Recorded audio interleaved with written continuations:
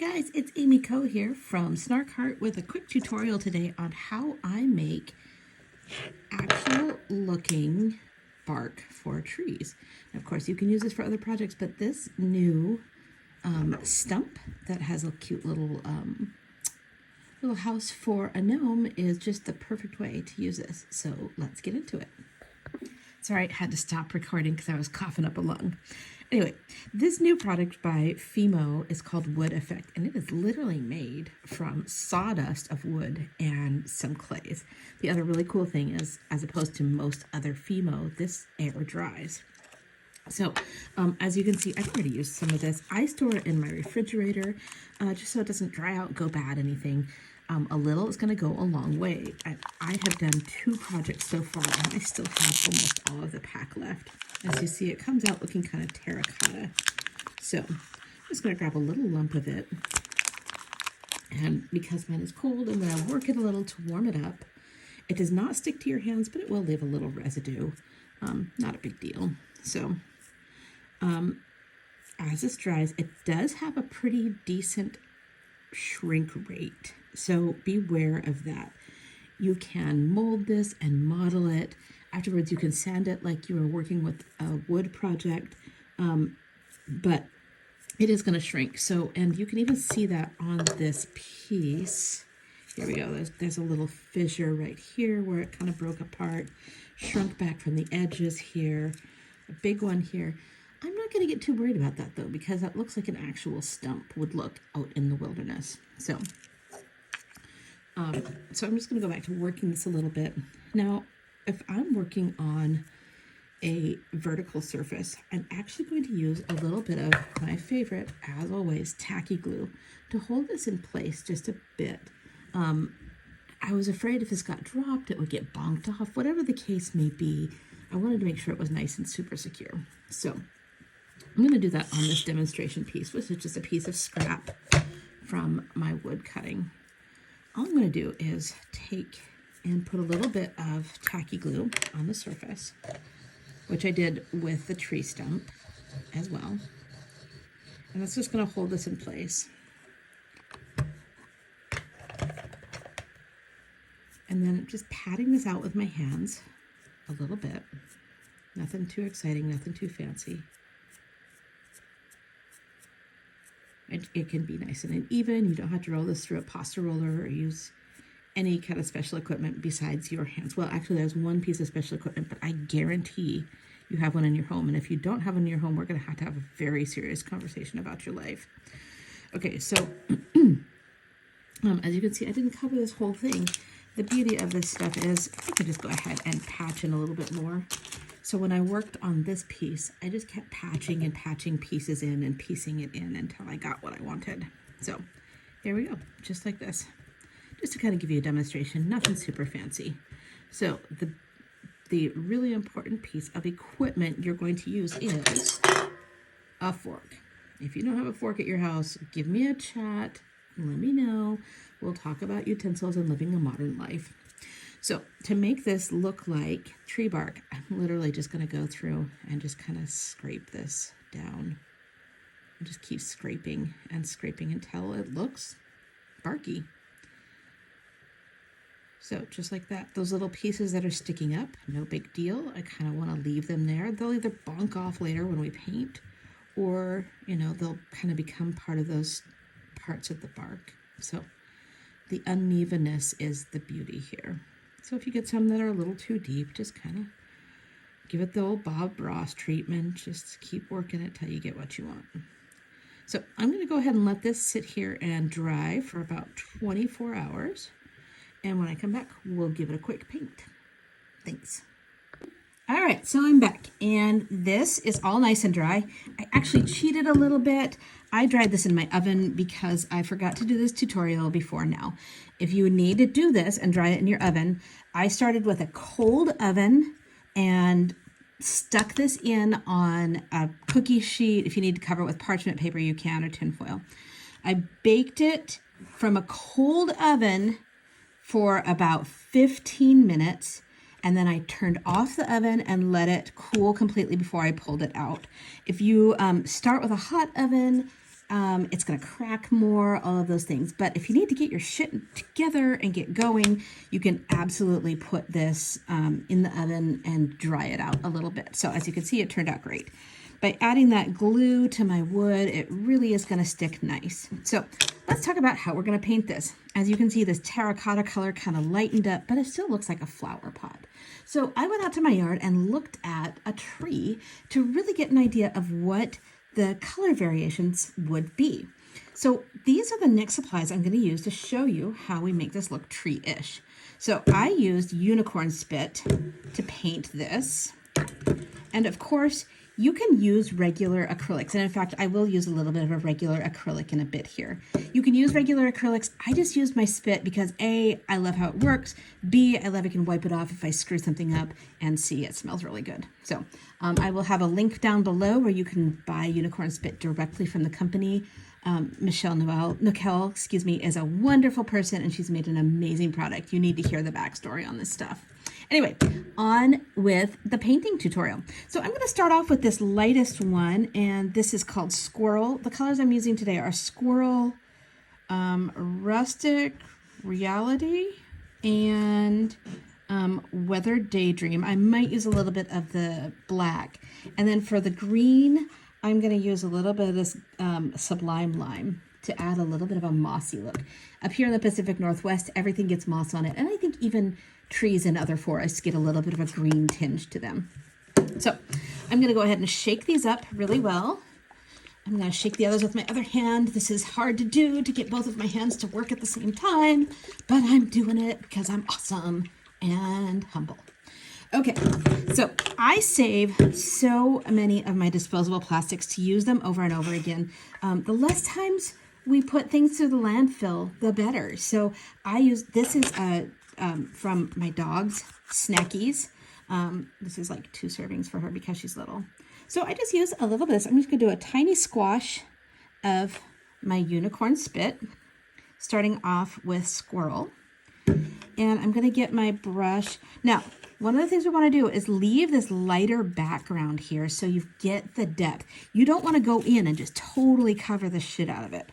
A lot of this is going to be gently brushing over the top to get all of those layers. And of course, you can kind of work it down in there on some spots. So I'm going to grab a little bit of the edge of this stuff and kind of dry brush it off here so it's not totally loaded. And just brush across the top. So as you can see, it's already getting a whole bunch more depth. I could pick up a little more. I was a little bit conservative there.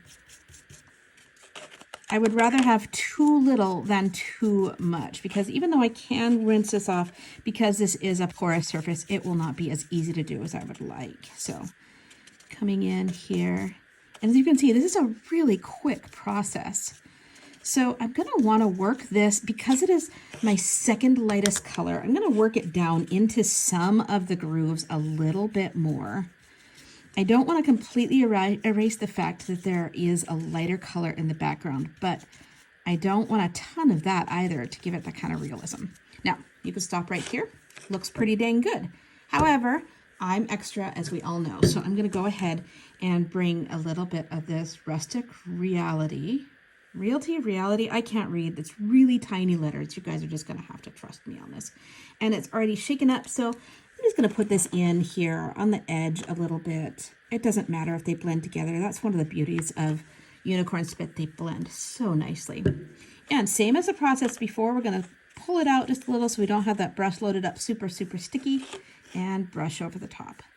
Now we're really getting that real look. Oh my gosh, look at that. Isn't that so cool, you guys? See how quick and easy this is? That entire stump, when I did it, really maybe took 15 minutes at most.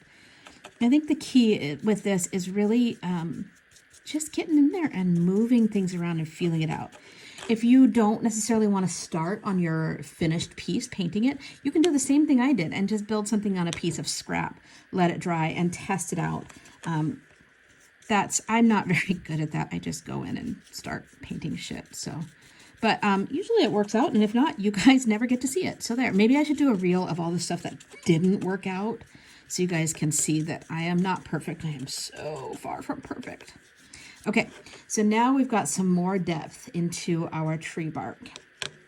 Now, when I looked at a real tree, I noticed that the older parts, the outermost parts, actually had some kind of grayish black to them. And I'm going to set this gray in front of you, and you can look at it. Well, I grabbed my black unicorn spit. I forgot to grab that. They call this Midnight Blackness. Midnight's Blackness. Ooh, feels so, I don't know, sinister, mysterious. I don't know. Anyway, so I'm going to give that a little shake as well. So I'm going to start off with a really teeny dot of gray. Very, very small dot here. Actually, no, not the smallest. But I'm going to go in with an even smaller dot of the black. Shake, shake, shake. And just kind of pull those together. Oh, come on, open up a little more there, buddy. Okay. And this one is definitely a little more of a feeling. Oh, that's another thing too. I usually wipe off the tops of these so they don't get a booger on the top. And also, I hate to waste this stuff. Even though a little goes a long ways, I hate to waste it. So, okay, I'm just going to go in here and kind of grab these together and get it kind of dark. And then this is where I'm going to really, wipe that off a little more, really, really lightly come in and just go over the very highest spots. Need us to be a little more gray. And it might be hard to see on the video here. I hope you can.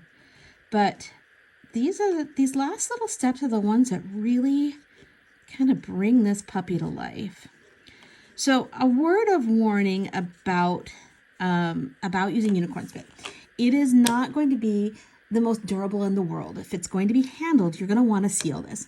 But quite honestly, these shelves are designed to sit on a shelf and be decorative.